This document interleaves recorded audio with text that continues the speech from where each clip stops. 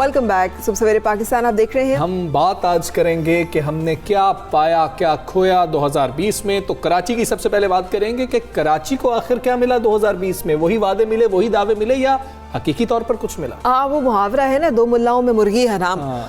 तो वो कराची शहर जो है वो उसकी मिसदाक है। सिर्फ मिनी पाकिस्तान ही नहीं है ये शहर, बल्कि पाकिस्तान का मौशी मरकज़ भी है। मगर इस बड़े शहर के मसाइल भी बड़े हैं। तहरीक इंसाफ की हुकूमत आते ही शहरियों को उम्मीद हो चली थी कि उनके शहर के हालात बदल जाएंगे। अब 2020 भी रुखसत होने वाला है, मगर कराची आज भी बेशुमार मसाइल का शिकार नजर आता है, जिनको हल करने के लिए वसाइल मौजूद है और ना ही इदारों की दिलचस्पी। और कराची में इस बरस तूफानी बारिशों की वजह से शहरियों का बेपनाह जानी और माली नुकसान भी हुआ, जिसके बाद वजीर आजम ने आफत ज़दा शहर कराची के लिए 1100 अरब के पैकेज का ऐलान किया था, मगर आज तक मंसूबों पर अमल होता हुआ दिखाई नहीं दे रहा है।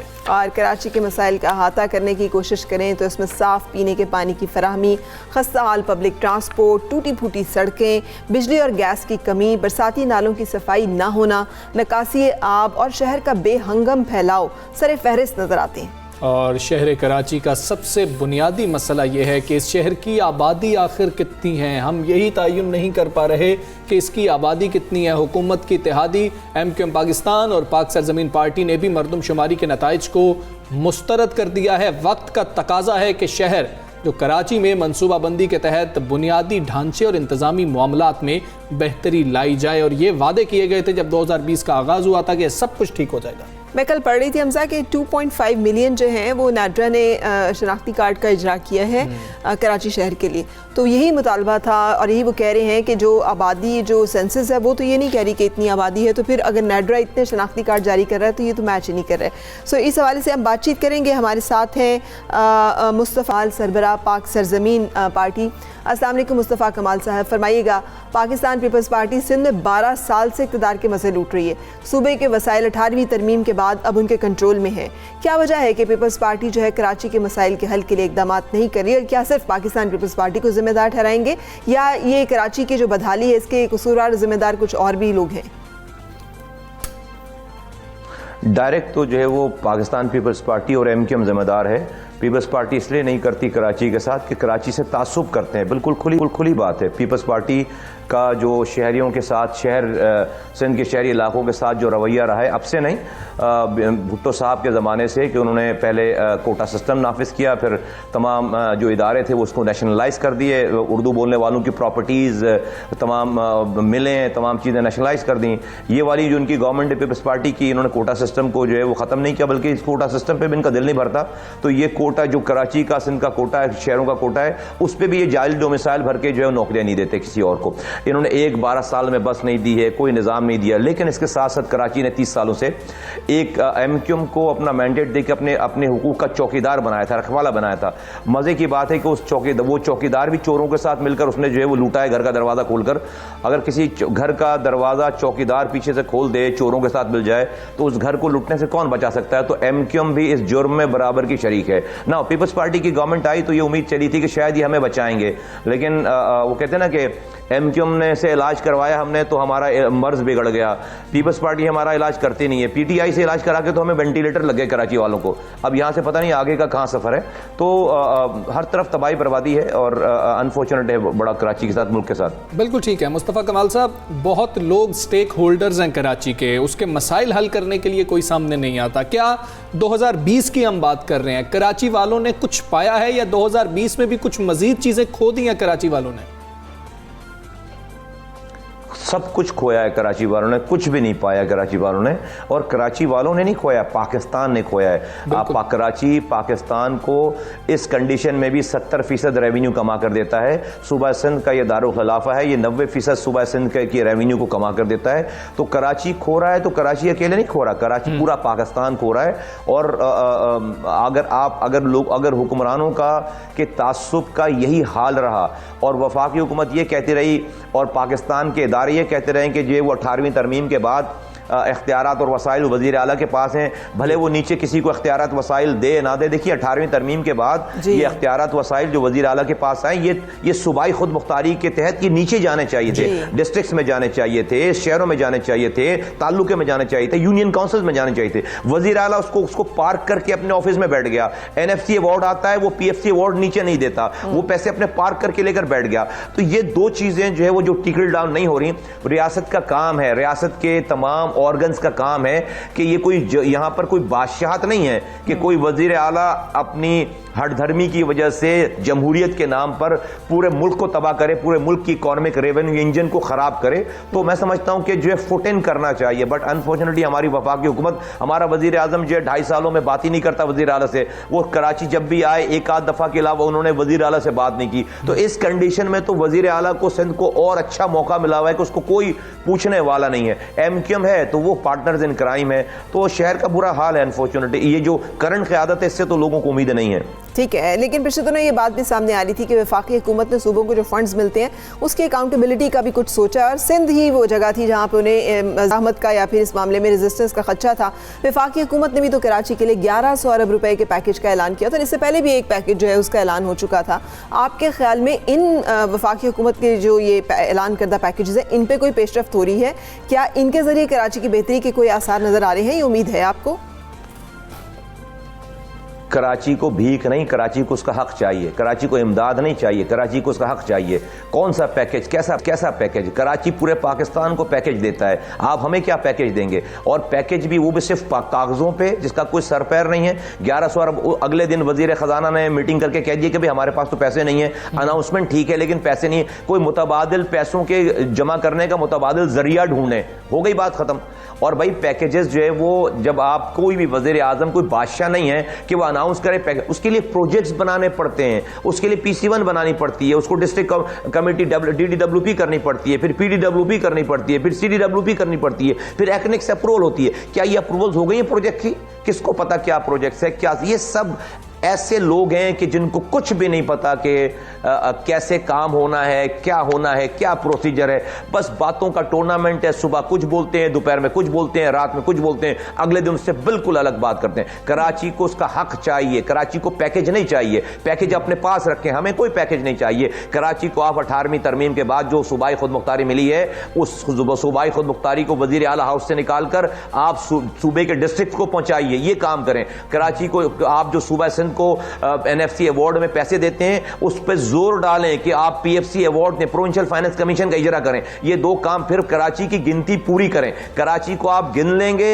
यहां की सीटें उस हिसाब से देंगे, यहां के पानी के पैसे, यहां के दवाओं के पैसे, यहां पर हेल्थ, यहां पर एजुकेशन के पैसे, हमारा मसला हल हो जाएगा। हम वो हैं, हमें पैकेज देना ऐसे ही मजाक है कि किसी मजदूर की पूरे महीने भर की आप सैलरी छीन लो और फिर इमदादी पैकेज लाकर उसको 2 बिरयानी की थैली दो कि लो अपना पेट भर लो और तस्वीर भी खिंचवाओ साहब। आप भाई मेरी जो मजदूरी है ना कराची की, आप उसमें से मेरा हिस्सा मुझे हक दें, और बाकी हम पूरे पाकिस्तान को चला रहे हैं। तो कराची को पैकेज नहीं चाहिए, कराची को इसका हक चाहिए। लेकिन करे कौन, बोले कौन? यहां पर MQM 35 सालों से है, PTI अभी 2.5 सालों से है। ये दोनों जो है उस वक्त इख्तिदार में बैठे हैं वफाकी हुकूमत में। इनको ये काम करना चाहिए। इनको ये काम करने के बजाय इन्होंने तो जो एक मुतनाज़ा, एक इल्लीगल, एक जाली जो मर्दमशुमारी, इन्होंने उसको लीगलाइज कर दिया है। तो इनसे क्या बईद रखें? इन्होंने उसको जो है वो लीगल मोहर लगा दी है उसके ऊपर, जिससे बड़ा जुल्म कराची के साथ, मुल्क के साथ कुछ और हो नहीं सकता। और हम इस वाली बात पे PSP हर हाल में इसको हम अपोज करेंगे, चाहे सड़कों पर आना हो, कोर्ट में जाना हो, कुछ भी करना पड़ेगा हम करेंगे। हमारी नस्लों का मसला है ये। बिल्कुल ठीक है। मुस्तफा कमाल साहब, MQM ने आके प्रेस कॉन्फ्रेंस की है, आके इंदिया दे दिया या धमकी कहने दे दी कि हम अलहदा हो जाएंगे। क्या आपको लगता है कि ये पहले जैसा मामला ही होगा, एक वजारत बढ़ जाएगी, खामोशी हो जाएगी? क्या MQM हकीकी तौर पर मर्दमशुमारी के मसले पर कराची की आवाज़ बनेगी?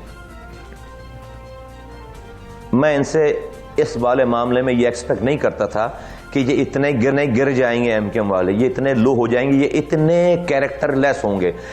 आज की इस कमजोर तरीन पीटीआई की हुकूमत जो कि एक सीट अफोर्ड नहीं कर सकती कि उनको कोई छोड़े, इनके पास 7 सीटें हैं, 2 कैबिनेट मेंबर इनके, अगर ये सिर्फ अपनी सीरियसनेस शो करते कि ये हुकूमत से अलग हो जाएंगे, छोड़ देंगे, तो पीटीआई में मजाल नहीं थी उस हुकूमत में, कैबिनेट में, कि वो ये इसको पास करते। और इनको पता, इन्होंने खुद कैंपेन चलाई है, पूरी अपनी इलेक्शन कैंपेन, इसी 70 लाख लोगों के कम होने पर इन्होंने पूरी कैंपेन चलाई है।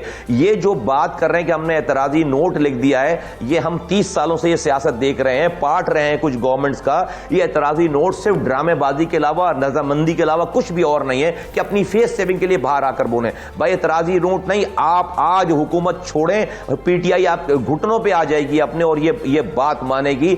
और अगर ये अच्छा ये कई नहीं करेंगे, मुझे पता है ये नहीं, क्यों नहीं करेंगे, क्योंकि इनके ये सब लोग हुकूमतों के बगैर एक दिन भी जेल से बाहर नहीं रह सकते। इनका मेयर करप्शन करके घूम रहा है, सिर्फ इसलिए बाहर है, जेल में नहीं है, नैब इसको नहीं पकड़ ली कि वो इमरान खान का की कोलिशन पार्टनर का आदमी है, इसलिए पकड़ा नहीं जा रहा। खालिद मकबूल सिद्दीकी, उन्होंने जीआईटी में लिखवाया कि उनका नाम खालिद मकबूल सिद्दीकी है, जो कि वजारत में थे, जो कि आज एमएनए है और एक पार्टी के सरबराह हैं। 1 सेकंड में ये अंदर हो जाएंगे, 1 सेकंड में ये जेलों में बंद होंगे, और इसी तरह से लाइन लगी हुई है इनके, और सारे रहनुमाओं के ऊपर केसेस हैं। तो इनको पता है कि ये हुकूमत के बगैर 1 घंटे भी जेल से बाहर नहीं रह सकते, इसलिए कभी भी ये उसूलों के ऊपर खड़े नहीं होंगे। ये मैं कराची के लोगों को बताना चाहता हूं कि तुम्हारा चौकीदार चोरों से मिला हुआ है, बदकिरदार है, बदकिरदार इंसान को, बदकिरदार लोगों को तुम जब तक ये चौकीदारी दोगे वो तुम्हें बेचेंगे, तुम्हारी नस्लों को बेचेंगे, और बेच दिए उन्होंने फिर एक दफा फिर। और ये जो इस दफा बेचा है, अगर खुदा न खास्ता ये कामयाब हो गए तो हमारी नस्लें जो है वो 70 नस्लों को यहां कराची में फायदा नहीं होगा, वो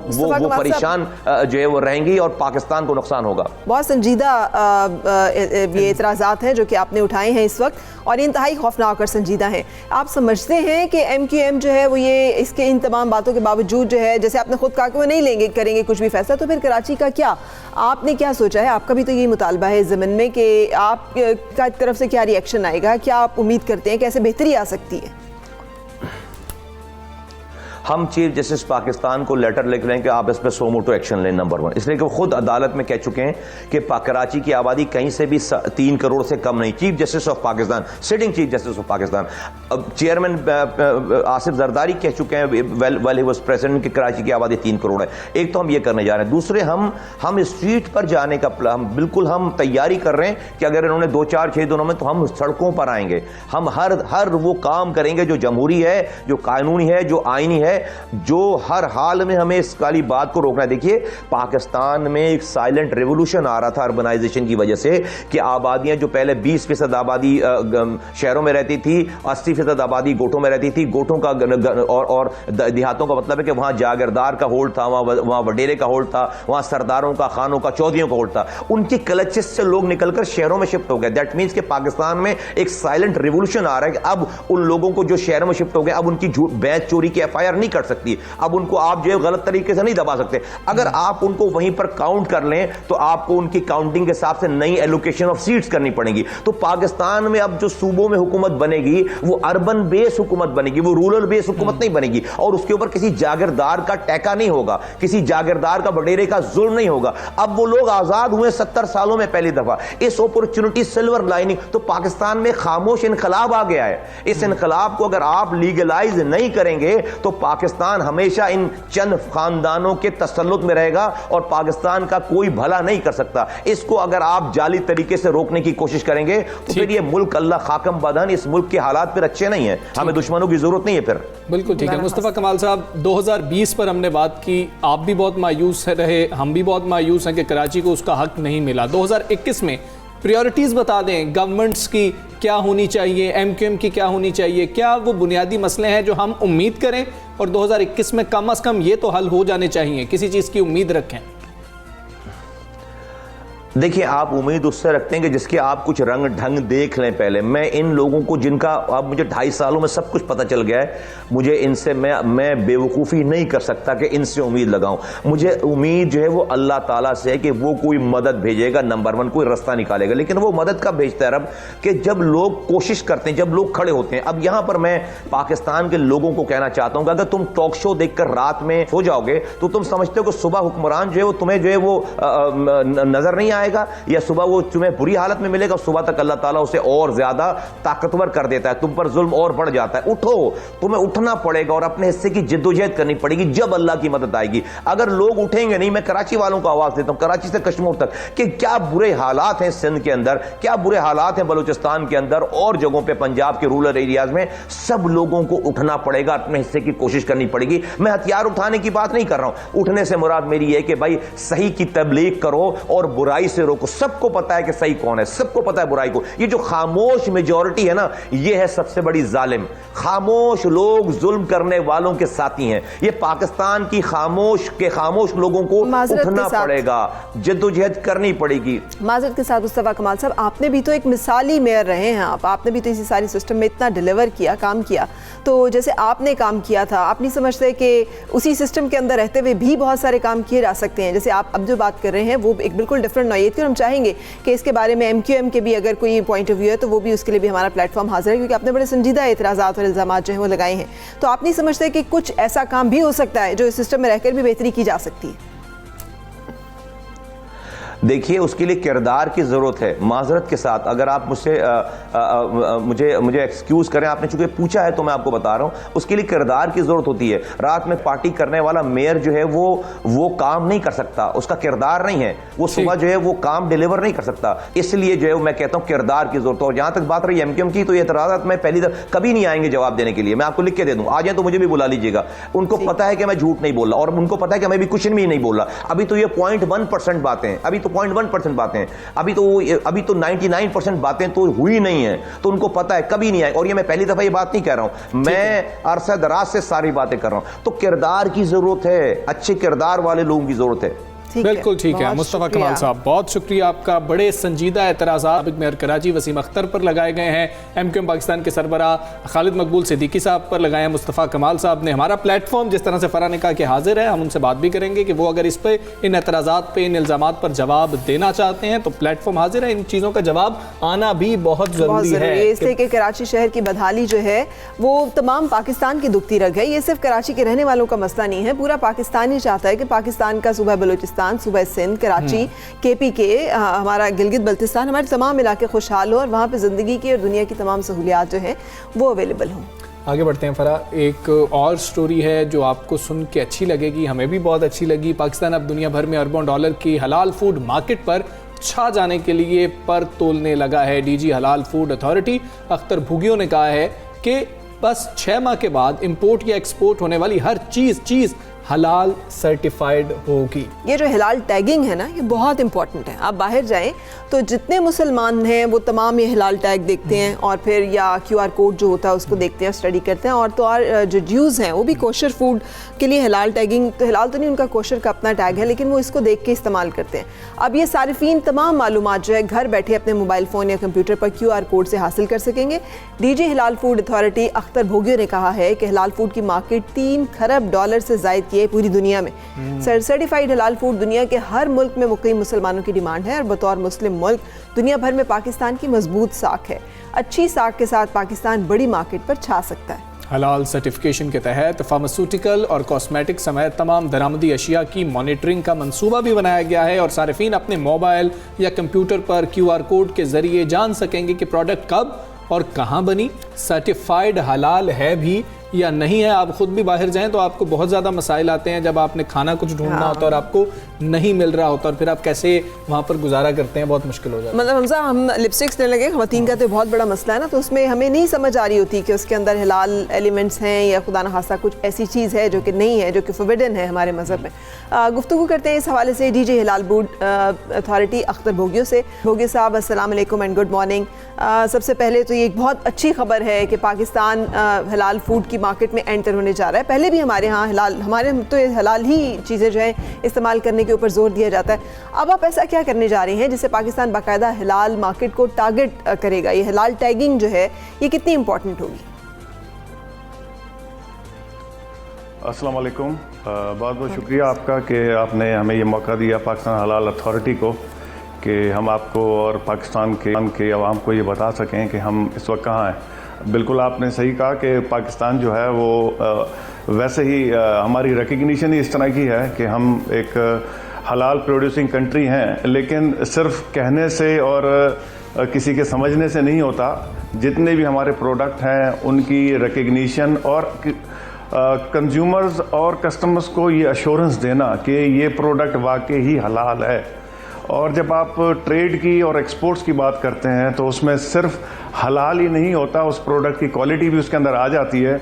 सो ये सर्टिफिकेशन का एक जो पूरा अमल है ये इस चीज़ को अश्योर करता है कि जो हमारा प्रोडक्ट है वो क्वालिटी में भी बैनुल-अक़वामी मेयार के मुताबिक है और इसकी हलाल इंग्रेडिएंट्स के ऊपर कोई शक नहीं है। बिल्कुल ठीक। अख्तर साहब ये बता दीजिएगा कि पाकिस्तान कितना ज़र मुबादला कमा सकता है इस टैगिंग के बाद? ये कब तक जो है हम ये अच्छी खबर जो है शेयर कर रहे होंगे कि ये हो चुका है, अब हम जो प्लानिंग के मरहले के अंदर हैं या इसको लॉन्चिंग के मरहले के अंदर हैं, ये चीज़ हो चुकी है? ज़र मुबादला हम कितना कमा सकेंगे? पाकिस्तान को कितना फ़ायदा होगा इससे?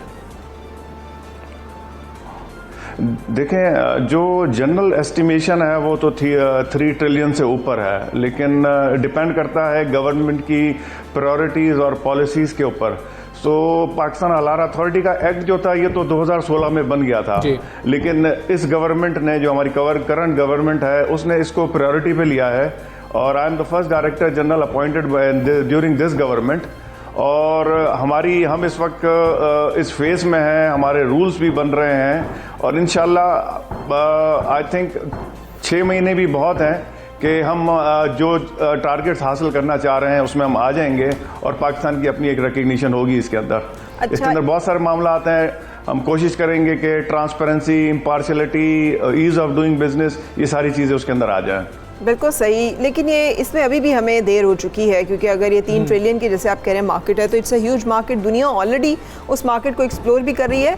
और मैं पढ़ रही थी कि इंडिया, जहाँ पर कि गाय को ज़िबा करना जो है वो एक जुर्म है, उन्होंने अपना लेजिस्लेशन कर ली है, वो एक्सपोर्ट करने वाला बड़े ममालिक की फहरिस्त में शामिल है। सो ये हाल है कि जो ममालिक मजहबी तौर पर इन चीज़ों को नहीं भी इंडोर्स करते वो भी उस दौड़ में हैं। तो आपके ख्याल में अभी भी हम 6 महीने का अगर टाइम है तो एक्सपीडाइट मजीद नहीं किया जा सकता? जल्द अज जल्द इस काम को मुमकिन बनाने में कौन सी मुश्किलात दरपेश है? मेरे ख्याल में बहुत अच्छा सवाल किया आपने। अब इसमें जब जहाँ तक हम इंडिया का सवाल लेते हैं तो आप एक चीज़ देखें कि मज़हब एक अलग चीज़ होती है और बिजनेस और कंट्री की जो प्रायोरिटीज़ हैं वो अलग होती हैं। Exactly. अब इंडिया एक तरफ तो इसी चीज़ के ऊपर आता है कि गाय, और उसके ऊपर काफ़ी सारे मसले मसाइल भी उनके होते हैं, लेकिन सबसे ज़्यादा जो इसका काओ मीट है वो पूरी दूसरी जगहों पे वो इंडिया ही एक्सपोर्ट कर रहा होता है। तो ये हमारे लिए एक ओपन एरिया है जिसमें हम जा सकते हैं।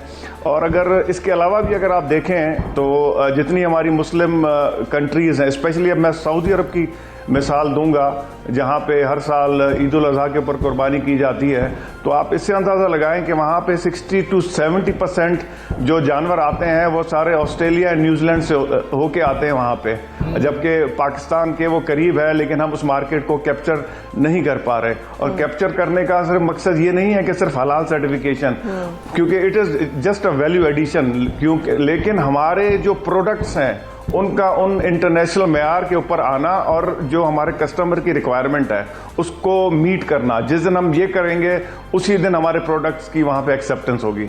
अच्छा, ऐसी कौन सी हलाल प्रोडक्ट्स हैं जो आप प्रोडक्ट्स की बात कर रहे हैं कि जिनको स्टडी किया गया है कि इंटरनेशनल मार्केट में सबसे ज़्यादा स्कोप मौजूद है, सबसे ज़्यादा डिमांड मौजूद है, पाकिस्तानी लोग जो ये काम करना चाहते हैं उनको किस चीज़ में इन्वेस्टमेंट करनी चाहिए कारोबारी अफराद को? देखिए, मार्केट तो पूरी हमारे पास वेरी ओपन है। उसके अंदर आप इस तरह देख लें कि पाकिस्तान एग्रीकल्चरल कंट्री है, और मैं छोटी सी मिसाल आपको देता हूं कि आप अगर अपना वीट और राइस ले लें तो या शुगर ले लें तो हम इसी तरह से इसको एक्सपोर्ट कर लेते हैं as a wheat, as rice. इसके इतने सारे बाय प्रोडक्ट बनते हैं, नूडल्स हैं और बहुत सारी चीज़ें हैं, यानी कि बेशुमार हज़ारों इसके जो बाय प्रोडक्ट्स हैं। तो अगर ये सब हम बजाय इसके कि हम एक रॉ मटेरियल एक्सपोर्ट कर रहे हों, इसके अगर हम बाय प्रोडक्ट्स बना लें तो आपकी एक्सपोर्ट्स और आपका ज़र मुबादला इंतहाई ऊपर जाएगा। बिल्कुल सही, बहुत शुक्रिया। डीजी हिलाल फूड अथॉरिटी हमारे से बात कर रहे थे अख्तर ए भोगियो, जिन्होंने हमें अपडेट किया हिलाल टैगिंग के बारे में। हमजा, मैं चूँकि इंटरेस्ट रखती हूँ इन तमाम मामला से, तो आपको मालूम है कि हमारी जो गोश्त एंड डेयरी के प्रोडक्ट्स उन पर इतराज़ क्या आता है कि हम टीका लगाते हैं, गोश्त बढ़ाने वाला हम टीका लगाते हैं, दूध की पैदावार बढ़ाने वाला हम बहुत सारे ऐसी स्प्रे यूज़ करते हैं जो कि फिर इंटरनेशनली उनको नहीं एक्सेप्ट किया जाता। हमारी जो प्रोडक्ट है उसकी क्वालिटी और उसकी जो मुज़र सेहत होना जो है वो खुराक दी जाती है, खुराक दी जाती है, बहुत ज़्यादा मसला है। खासतौर पर हम अपना देख लें कि चिकन के मामले के अंदर पाकिस्तान में क्या हालात हैं, तो वो बहुत बड़ा मसला है कि हमारी प्रोडक्ट हलाल टैगिंग तो हो गई, लेकिन क्या प्रोडक्ट इस काबिल भी है कि वो एक्सपोर्ट की जा सकती है या नहीं की जा सकती, बाहर के मयार के मुताबिक है या नहीं है, तो इस चीज़ को भी देखना बहुत वहाँ पर। तो अगर आपने लिखा हुआ है उसके ऊपर और वो चीज़ उसके अंदर नहीं है, या आपने लिखा हुआ है और वो नहीं लिखा हुआ और वो चीज़ उसके अंदर है, तो इसके ऊपर आपके ऊपर इतनी ज़्यादा केसेस बन जाते हैं कि उनको भुगतना ही मुमकिन नहीं रहता। सो ये एक सेंसिटिव और अहम मामला है। हमें तिजारत में और अपनी तमाम लेन देन में ईमानदारी का जो एक कॉन्सेप्ट है उसको भी लाना होगा हिलाल के साथ। सिर्फ इंटरनेशनल मार्केट में नहीं, अपनी मार्केट के अंदर भी अपने लोगों को भी कोई खालिस चीज़ें खिला लें। एक ब्रेक लेते हैं, ब्रेक के बाद फिर मिलेंगे।